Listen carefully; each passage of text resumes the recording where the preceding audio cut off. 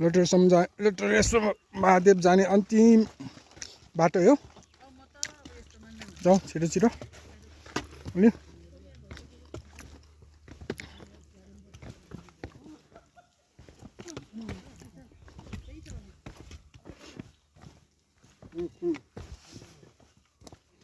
अनि अब हाम्रो उमेर क्यारम बोर्ड खेल्ने तास खेल्ने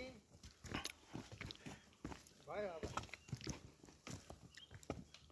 10 वर्ष जति त भएको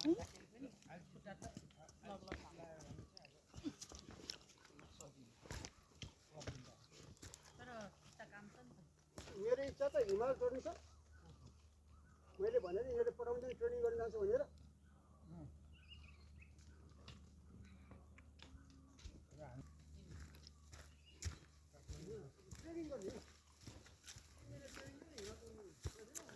लटरेश्वर महादेव जाने अब लटरेश्वर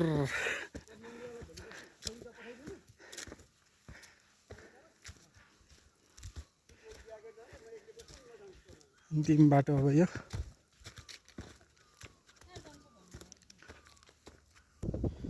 ठाडै ओह्रालो रहेछ यो चाहिँ। यहाँबाट यस्तो गएर यस्तो गएर गएर ऊ त्यहाँ माथि हो झन्डा भएको ठाउँमा लटरेश्वर महादेव बिस्तारै जाँदैछौँ हामी।